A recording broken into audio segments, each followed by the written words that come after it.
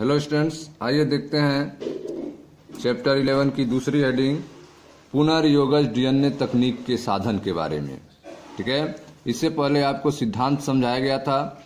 ठीक है कि आनुवांशिक रूपांतरण के मूल रूप से कितने सिद्धांत हैं, तो इसमें आपको हमने बताया था कि इसके 3 स्टेप होते हैं। वांछित जीन युक्त डीएनए की पहचान करना, चिन्हित डीएनए का परपोषी में स्थानांतरण करना और स्थानांतरित डीएनए को परपोषी में सुरक्षित रखना तथा उसकी संतति में स्थानांतरित करना। ठीक है, यह बातें पिछले वीडियो में हमने आपको समझाया था। अब आपका 11वां चैप्टर की दूसरी हेडिंग है पुनर्योगज डीएनए तकनीक के साधन। ठीक है, कौन कौन से रिकॉम्बिनेंट डीएनए तैयार करने के लिए आपके पास कौन कौन से साधन है और उनका क्या वर्क है, इसके बारे में आपको इस वीडियो में बताया जाएगा। तो ध्यान से आप समझें। आइए अब हम पूर्व वर्णित चर्चा से जान चुके हैं कि आनुवांशिक इंजीनियरिंग या पुनर्योगज डीएनए तकनीक सभी संपादित हो सकते हैं, तभी संपन्न किए जा सकते हैं जब हमारे पास तकनीकी साधन हो, जैसे कि प्रतिबंधन एंजाइम हो, पॉलीमरेज एंजाइम हो, लाइगेज हो, संवाहक हो और परपोषी जीव हो, जिनका अपना अलग अलग वर्क होता है। ठीक है, तो अब हम पूर्णवर्णित चर्चा से जान चुके हैं कि आनुवांशिक इंजीनियरिंग या पुनर्योगज डीएनए तकनीक तभी संपादित हो सकती है जब हमारे पास तकनीकी साधन जैसे कि प्रतिबंधन एंजाइम जो काटने के लिए डीएनए को, ठीक है, डीएनए के स्ट्रैंड को काटने के लिए प्रतिबंधन एंजाइम चाहिए, पॉलीमरेज एंजाइम चाहिए जोड़ने के लिए, ठीक है, लाइगेज चाहिए, संवाहक चाहिए और परपोषी जीव चाहिए। तो आइए एक एक के बारे में देखते हैं किनका कैसे यूज किया जाता है। तो पहला है आपका प्रतिबंधन एंजाइम, रिस्ट्रिक्शन एंजाइम, जो डीएनए को काटने का काम करता है। ध्यान दें, वर्ष 1963 में 2 एंजाइम अलग किए गए जो ई कोलाई में जीवाणुभोजी, ठीक है, अर्थात बैक्टीरियोफेज की वृद्धि को रोक देते हैं। तो आप देख रहे हैं कि वर्ष 1963 में 2 एंजाइम अलग किए गए थे जो ई कोलाई में, ठीक है, जो जीवाणु है ई कोलाई, इसीरिया कोलाई में जीवाणुभोजी की वृद्धि को रोक देते थे। जो बैक्टीरियोफेज होते हैं, वायरस होते हैं, ये जीवाणु को क्या करते हैं, खाने का काम करते हैं, उनको नष्ट करने का काम करते हैं। तो 2 तरह के एंजाइम 1963 में प्राप्त हुए जो ई कोलाई में बैक्टीरियोफेज की वृद्धि को रोक देते हैं। इनमें एक डीएनए से मेथिल समूह को जोड़ता है। ठीक है, 2 तरह के एंजाइम मिले थे, उनमें से एक एंजाइम क्या करता है, एक एंजाइम जो है डीएनए से मेथिल समूह को जोड़ता है, जबकि जो दूसरा एंजाइम है वह डीएनए को काटता है। ठीक है, तो 1963 में 2 तरह के एंजाइम मिले थे। एक एंजाइम जो है वह डीएनए से मेथिल समूह को जोड़ता है, जबकि दूसरा एंजाइम जो है डीएनए को काटता है। तो डीएनए के जो काटने वाला एंजाइम है उसको प्रतिबंधन एंडोन्यूक्लियेज कहा जाता है। डीएनए को काटने वाले एंजाइम को क्या कहते हैं, प्रतिबंधन एंडोन्यूक्लियेज कहा जाता है। ठीक है, और जो प्रथम वाला है जिसका कार्य डीएनए से मेथिल समूह को जोड़ना है, प्रथम, ठीक है, तो आइए पहले इसको देखते हैं काटने वाले का। ठीक है, प्रथम प्रतिबंधन एंडोन्यूक्लियेज हिंड सेकेंड, ठीक है, जो प्रथम काटने वाला है डीएनए के टुकड़ों को, डीएनए को काटने वाले का जो प्रथम एंजाइम है उसका नाम है हिंड सेकेंड। प्रथम प्रतिबंधन रिस्ट्रिक्शन एंडोन्यूक्लियेज जिसका नाम है हिंड सेकेंड, जिसका कार्य डीएनए न्यूक्लियोटाइड विशिष्ट क्रम पर निर्भर है। ठीक है, तो आप देख रहे हैं कि जो प्रथम प्रतिबंधन एंडोन्यूक्लियेज एंजाइम हिंड सेकेंड है, यह डीएनए न्यूक्लियोटाइड के विशिष्ट क्रम पर अपना वर्क करता है, अर्थात डीएनए के हर जगह पर नहीं काटता है, उसको कुछ स्पेशल क्रम मिलना चाहिए, उसी क्रम पर यह वर्क करता है और वहीं से यह काटने का काम करता है। यह 5 वर्ष बाद पृथक किया गया। ठीक है, यह जो प्रथम प्रतिबंधन एंडोन्यूक्लियेज हिंड सेकेंड है, यह 5 वर्ष बाद, ठीक है, 5 वर्ष बाद अलग किया गया और पहचाना गया। ऐसा पाया गया कि हिंड सेकेंड डीएनए अणु को उस विशेष बिंदु पर काटता है जहां पर 6 क्षारक युग्मों का एक विशेष अनुक्रम होता है। ठीक है, तो आप देख रहे हैं कि जो प्रथम प्रतिबंधन एंडोन्यूक्लियोज हिंड सेकेंड है वह डीएनए अणु को ऐसे बिंदु पर, ऐसे विशेष बिंदु पर काटेगा जहां पर 6 क्षारक युग्म 6 बेस पेयर 6 क्षारक युग्म का एक विशेष अनुक्रम होता है, वहीं पर यह काटता है जहां पर उसको GAATTC ऐसा अनुक्रम उसको मिलेगा, वहीं पर यह काटना शुरू करेगा। ठीक है, तो आप देख रहे हैं कि प्रथम प्रतिबंधन एंडोन्यूक्लियेज हिंड सेकेंड जिसका कार्य डीएनए न्यूक्लियोटाइड विशिष्ट क्रम पर निर्भर करता है, इसका वर्क जो है डीएनए न्यूक्लियोटाइड के विशिष्ट क्रम पर वर्क करता है। यह 5 वर्ष बाद अलग किया गया और पहचाना गया। ऐसा पाया गया कि हिंड सेकेंड डीएनए अणु को उस विशेष बिंदु पर काटता है जहां पर 6 क्षारक युग्मों का एक विशेष अनुक्रम होता है। ठीक है, इस विशिष्ट क्षारक अनुक्रम को हिंड सेकेंड को का पहचान अनुक्रम कहते हैं। जो 6 क्षारक युग्म का अनुक्रम होता है, सीक्वेंस होता है, वही सीक्वेंस जो है विशिष्ट क्षारक अनुक्रम को, उसी सीक्वेंस को हिंड सेकेंड को पहचान अनुक्रम कहते हैं। हिंड सेकेंड का पहचान अनुक्रम कहते हैं। आगे देखें,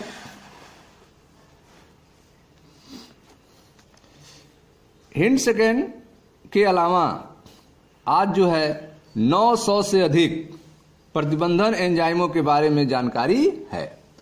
ठीक है, पहला जो हिंड सेकेंड मिला था, लेकिन आज की अगर बात की जाए तो आज जो है 900 से अधिक, ठीक है, रिस्ट्रिक्शन एंजाइम प्रतिबंधन एंजाइमों के बारे में जानकारी हो चुकी है, जो जीवाणुओं के 230 से अधिक, जीवाणुओं के 230 से अधिक प्रभेदों से पृथक किए गए हैं।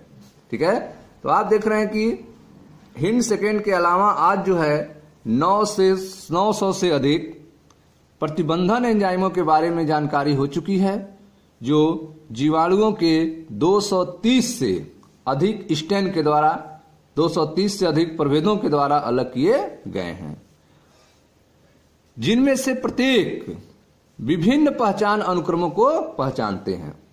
ठीक है, तो आप देख रहे हैं 230 से भी अधिक जानकारी हो चुकी है काटने वालों की, और प्रत्येक जो है वो अलग अलग सीक्वेंस को पहचानते हैं, अलग अलग सीक्वेंस को काटते हैं।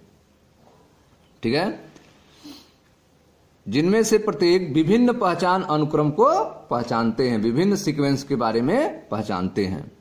ठीक है, आइए इनके नामकरण के बारे में देखते हैं। इन एंजाइमों के नामकरण में परंपरानुसार नाम का पहला शब्द वंश का होता है। ठीक है, इन एंजाइमों के नामकरण में जिस तरह से परंपरा चली आ रही है नामकरण की, उसी आधार पर पहला शब्द जो है किसका होगा, वंश का होगा, जबकि दूसरा तीसरा शब्द प्राक केंद्र की कोशिकाओं की जात के लिए लिया गया है। ठीक है, जो पहला शब्द तो वंश के लिए होगा, लेकिन दूसरा तीसरा शब्द जो होगा वो प्रोकैरियोटिक कोशिकाओं की जात से लिया जाता है, जिनसे ये पृथक किए गए थे। ठीक है, तो जिनसे यह एंजाइम अलग किए गए थे, उन प्रोकैरियोटिक कोशिकाओं के जात से दूसरा और तीसरा शब्द जो है लिया जाएगा नाम में, और पहला शब्द जो होगा वह वंश का होगा। जैसे देखें उदाहरण, जैसे इको R1, ठीक है, Escherichia coli R1, Eco R1, Escherichia coli RY13, Escherichia coli RY13, Eco R1, Eco R first में वर्ण R जो है वह प्रभेद के नाम से लिया गया है, स्टेन के नाम से लिया गया। और यह जो आप फर्स्ट देख रहे हैं, फर्स्ट नाम के बाद रोमन अंक उस क्रम को दर्शाते हैं जिसको जीवाणु के प्रभेद से एंजाइम पृथक किए गए थे। तो जो रोमन अंक फर्स्ट देख रहे हैं, यह क्या है, यह सीक्वेंस को बताता है, क्रम को बताता है, जिसको जीवाणु के प्रभेद से एंजाइम पृथक किए गए थे। ठीक है, तो वह आपको क्रम बताएगा जिससे जीवाणु के स्टेन से एंजाइम अलग किए गए थे, जीवाणु के किस स्टैंड से एंजाइम अलग किए गए थे, वह इस रोमन अंक से पता चलता है।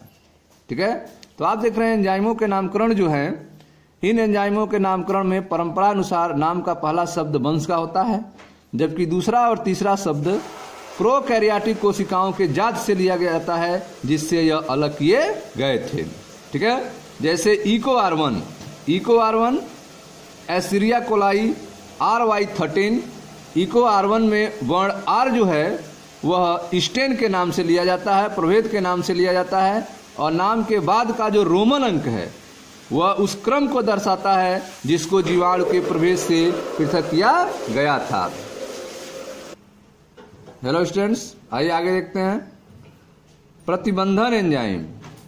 ठीक है, प्रतिबंधन एंजाइम न्यूक्लिएजेज कहलाने वाले एंजाइमों के वर्ग में आते हैं। ठीक है, तो जो रिस्ट्रिक्शन एंजाइम है, जो डीएनए को काटने का काम करते हैं, ये एंजाइम जो हैं न्यूक्लिएजेज वर्ग में आते हैं। ठीक है, ये एंजाइम जो हैं दो प्रकार के होते हैं, एक्सोन्यूक्लिएजेज और एंडोन्यूक्लिएजेज। ठीक है, प्रतिबंधन एंजाइम न्यूक्लिएजेज कहलाने वाले एंजाइमों के एक बड़े वर्ग में आते हैं। इनके दो प्रकार होते हैं, एक्सोन्यूक्लिएजेज और एंडोन्यूक्लिएजेज। इनका क्या वर्क होता है, देखें ध्यान से। जो एक्सोन्यूक्लिएजेज हैं, एक्सोन्यूक्लिएजेज डीएनए के सिरे से न्यूक्लियोटाइड को अलग करते हैं। एक्सोन्यूक्लिएजेज डीएनए के सिरे से न्यूक्लियोटाइड को अलग करते हैं, जबकि एंडोन्यूक्लिएजेज, ठीक है, जो एंडोन्यूक्लिएज हैं वे डीएनए को भीतर विशिष्ट स्थल पर काटते हैं। तो आप देख रहे हैं कि जो प्रतिबंधन एंजाइम है, रिस्ट्रिक्शन एंजाइम है, वह न्यूक्लिएजेज कहलाने वाले एंजाइमों के वर्ग में आते हैं। इनके दो प्रकार होते हैं, एक्सोन्यूक्लिएज और एंडोन्यूक्लिएज। एक्सोन्यूक्लिएज जो है वह डीएनए के सिरे से न्यूक्लियोटाइड को अलग करता है, जबकि एंडोन्यूक्लिएज डीएनए को भीतर विशिष्ट स्थलों पर काटता है। ठीक है, प्रत्येक प्रतिबंधन एंडोन्यूक्लिएज डीएनए अनुक्रम की लंबाई के निरीक्षण के बाद कार्य करता है। ठीक है, चाहे वह एंडोन्यूक्लिएज हो चाहे एक्सोन्यूक्लिएज हो, वह पहले डीएनए का विशिष्ट अनुक्रम का निरीक्षण करता है, उसके बाद कार्य करता है। प्रत्येक प्रतिबंधन एंडोन्यूक्लिएज डीएनए अनुक्रम की लंबाई के निरीक्षण के बाद कार्य करता है। जब यह अपना विशिष्ट पहचान अनुक्रम पा जाता है, ठीक है, प्रत्येक प्रतिबंधन एंडोन्यूक्लिएज लंबाई के अनुक्रम, डीएनए के अनुक्रम के लंबाई के निरीक्षण के बाद वर्क करता है। जब यह अपना विशिष्ट पहचान अनुक्रम पा जाता है, तब यह डीएनए से जुड़ता है तथा द्विकुंडलनी के दोनों लड़ियों को शर्करा फास्फेट आधार स्तंभों में विशिष्ट केंद्रों पर काटता है। ठीक है, तो आप देख रहे हैं कि पहले जो न्यूक्लिएज हैं, चाहे वो एक्सोन्यूक्लिएज हो चाहे एंडोन्यूक्लिएज हो, वे डीएनए अनुक्रम की लंबाई के निरीक्षण के बाद कार्य करते हैं। जब यह अपना विशिष्ट पहचान अनुक्रम पा जाते हैं, तब यह डीएनए से जुड़ते हैं और द्विकुंडलनी के दोनों लड़ियों को शर्करा फास्फेट आधार स्तंभों में विशिष्ट केंद्रों पर काटते हैं। ठीक है, प्रत्येक प्रतिबंधन एंडोन्यूक्लिएज डीएनए में विशिष्ट पैलिंड्रोमिक न्यूक्लियोटाइड अनुक्रम को पहचानता है। ठीक है, तो आप देख रहे हैं कि प्रत्येक जो प्रतिबंधन एंडोन्यूक्लिएज होता है वह डीएनए में विशिष्ट पैलिंड्रोमिक न्यूक्लियोटाइड अनुक्रम को पहचानता है। ठीक है, अब यह पैलिंड्रोमिक न्यूक्लियोटाइड अनुक्रम क्या होता है? ठीक है, पैलिंड्रोमिक न्यूक्लियोटाइड अनुक्रम क्या होता है? तो यह अनुक्रम जो है ऐसा अनुक्रम होता है जिसको आगे से पढ़ने पर और पीछे से पढ़ने पर एक ही तरह के सीक्वेंस मिलते हैं। इनको पैलिंड्रोम कहते हैं। ठीक है, देखें ध्यान से, समझें चित्र को। यह है आपका प्रतिबंधन एंजाइम इको R1 की क्रिया द्वारा पुनर्योगज डीएनए के निर्माण के चरण। ठीक है, प्रतिबंधन एंजाइम EcoR1 की क्रिया द्वारा रिकॉम्बिनेंट डीएनए के निर्माण के चरण। इसको आपको समझाया जाएगा कैसे जो है रिकॉम्बिनेंट डीएनए तैयार किया जाता है प्रतिबंधन एंजाइम के हेल्प से। प्रतिबंधन एंजाइम EcoR1 जो है डीएनए के सीक्वेंस को काटता है, ऐसे जगह काटता है जहां पर पैलिंड्रोमिक न्यूक्लियोटाइड अनुक्रम पाए जाते हैं। आगे से और पीछे से देखने पर एक ही अनुक्रम होता है, ऐसे अनुक्रम को पैलिंड्रोमिक न्यूक्लियोटाइड अनुक्रम कहते हैं। EcoR1 उसको वहीं से काटता है और फिर बाहरी डीएनए और संवाहक डीएनए को जोड़ देता है, जिससे पुनर्योगज डीएनए का निर्माण होता है। तो आइए एक एक स्टेप को देखते हैं। तो ध्यान दें, प्रतिबंधन एंजाइम की क्रिया। प्रतिबंधन एंजाइम की क्रिया, एंजाइम दोनों डीएनए लड़ियों के एक ही स्थान पर काटता है। ठीक है, एंजाइम जो है वह दोनों डीएनए लड़ियों के एक ही स्थान पर काटता है। ठीक है, तो यह आपके दो डीएनए लड़ी हैं, यह आपका संवाहक डीएनए है और यह आपका बाहरी डीएनए है। जो एंजाइम EcoR1 है वह दोनों लड़ियों को एक ही स्थान पर काटेगा। देखिए ध्यान से, EcoR1 की डीएनए में क्रम, EcoR1 की डीएनए में जो क्रम है वह है GAATTC। डीएनए में सीक्वेंस EcoR1 को काटने के लिए कैसा चाहिए? GAATTC के रहने पर डीएनए को बेस G और A के बीच काटता है, G और A के बीच काटता है। ध्यान दें, यह संवाहक डीएनए या बाहरी डीएनए, देखें यहां पर अनुक्रम GAATTC यह अनुक्रम है। ठीक नीचे वाला उसका उल्टा अनुक्रम है, लेकिन यही अनुक्रम है GAATTC। ठीक है, तो इस तरह के अनुक्रम को पैलिंड्रोमिक न्यूक्लियोटाइड अनुक्रम कहते हैं।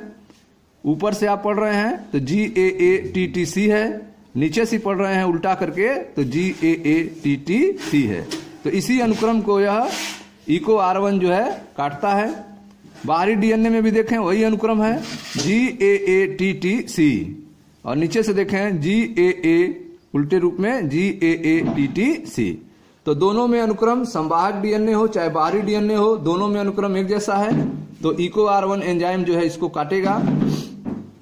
ठीक है, तो देखें ध्यान से, G और A के बीच में काटता है, G और A के बीच में। यहां से देखें यह G और A है, यहां से कट होगा आधा, और यहां देखें G और A है, इधर से कट होगा आधा। ठीक है, तो यहां से इस तरीके से यह कट जाएगा और यह कट के ऊपर वाला अलग हुआ। या नीचे वाला सीक्वेंस देखें TTAA। ठीक है, यहां पे आ गया TTAA। ठीक है, यहां से कट लगा ऐसे, तो TTAA मिल गया आपका यह क्रम। और यह क्रम कैसा होता है? चिपचिपा होता है, स्टिकी छोर होता है।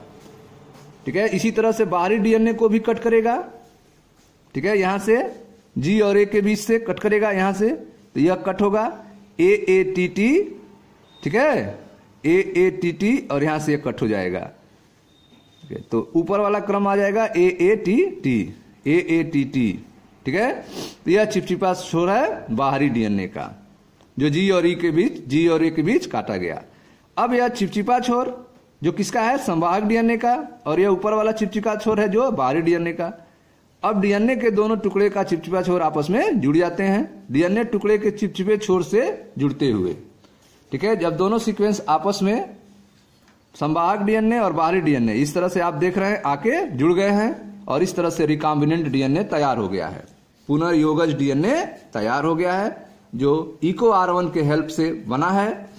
और EcoR1 जो है GAATTC क्रम होने पर G और A के बीच में काटता है। काटने के बाद दोनों का चिपचिपा छोर तैयार होता है, ऊपर और नीचे जो आकर आपस में जुड़ जाते हैं, और इस तरह से रिकॉम्बिनेंट डीएनए, पुनर्योगज डीएनए तैयार होता है।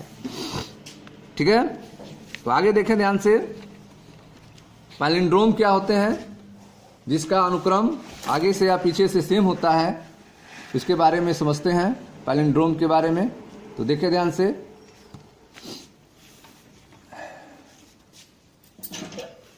क्या आप जानते हो कि पैलिंड्रोम क्या है?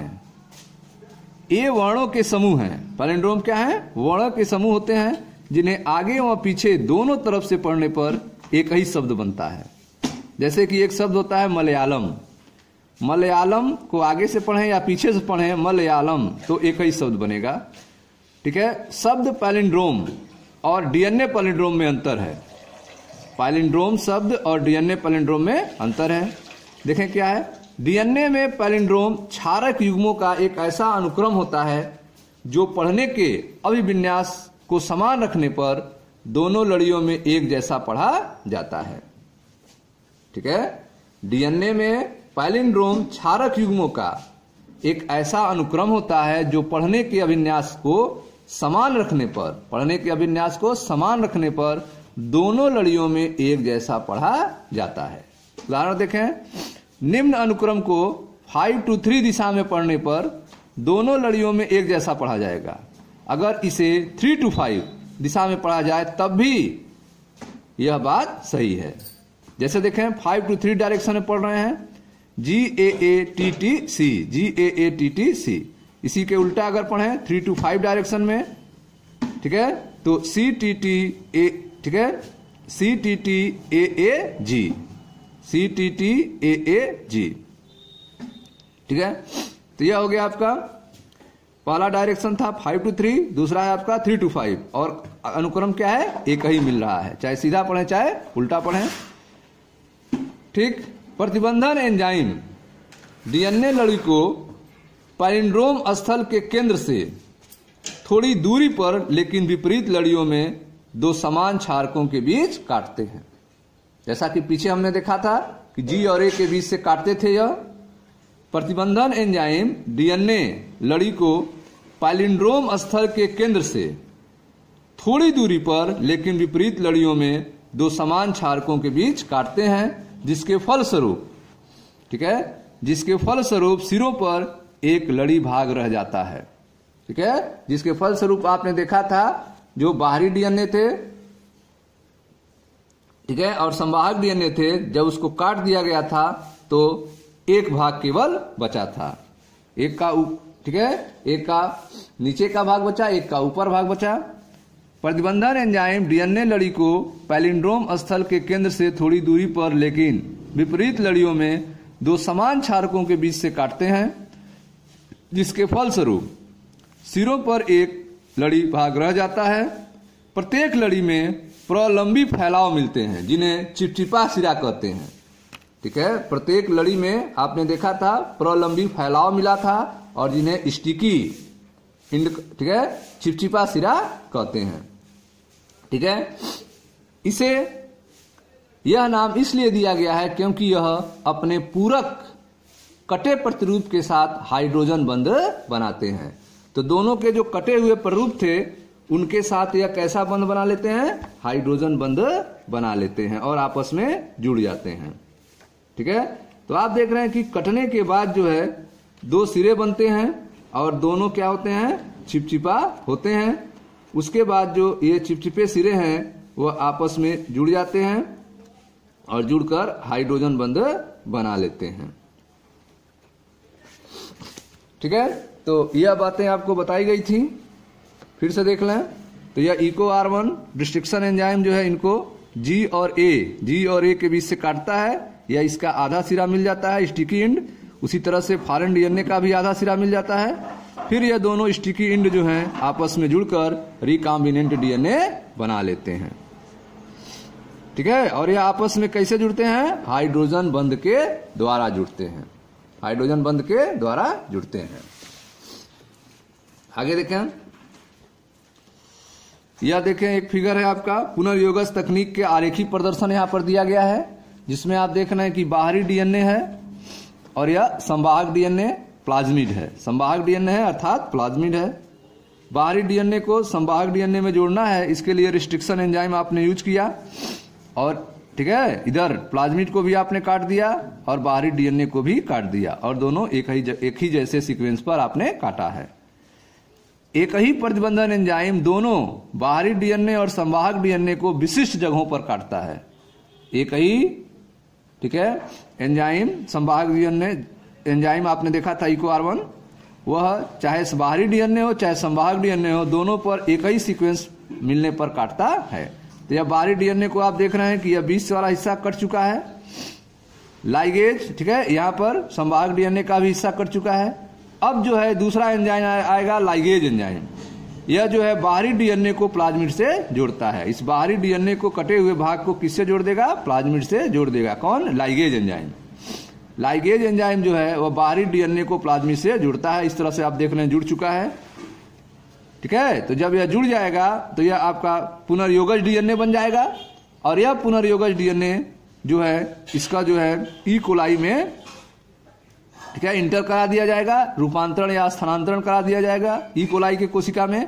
और यह जो है अब इसका जो है रेप्लिकेशन होने लगेगा और इस तरह से आप देख रहे हैं कोशिका विभाजन में यह जाने लगेगा, ठीक है। आगे देखें ध्यान से।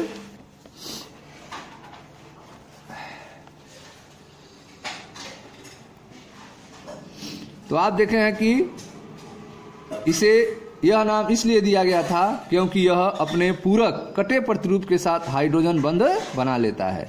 सिरों का यह चिपचिपापन एंजाइम डीएनए लाइगेज के कार्य की सहायता प्रदान करते हैं, ठीक है। सिरों का यह चिपचिपापन जो है एंजाइम डीएनए लाइगेज के कार्य में सहायता प्रदान करते हैं, जिससे एंजाइम डीएनए लाइगेज जो है इनको आपस में जोड़ देता है।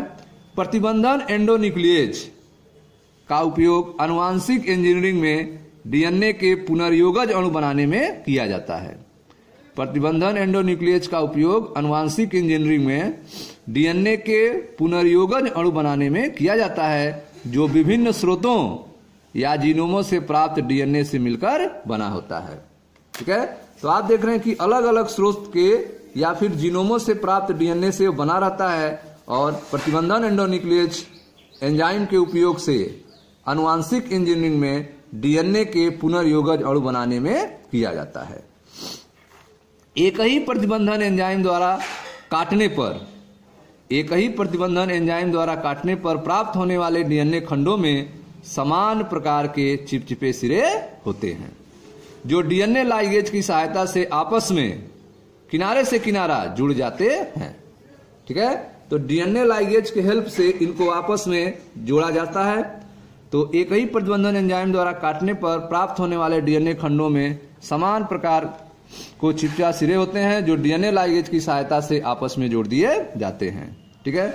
आप पूर्ण रूप से अब समझ चुके हैं कि सामान्यतः जब तक संवाहक, ठीक है, जब तक संवाहक कैरियर व स्रोत डीएनए एक ही प्रतिबंधन एंजाइम द्वारा काटे नहीं जाते, तब तक पुनर्योगज संवाहक अणु निर्माण नहीं हो सकता है, ठीक है।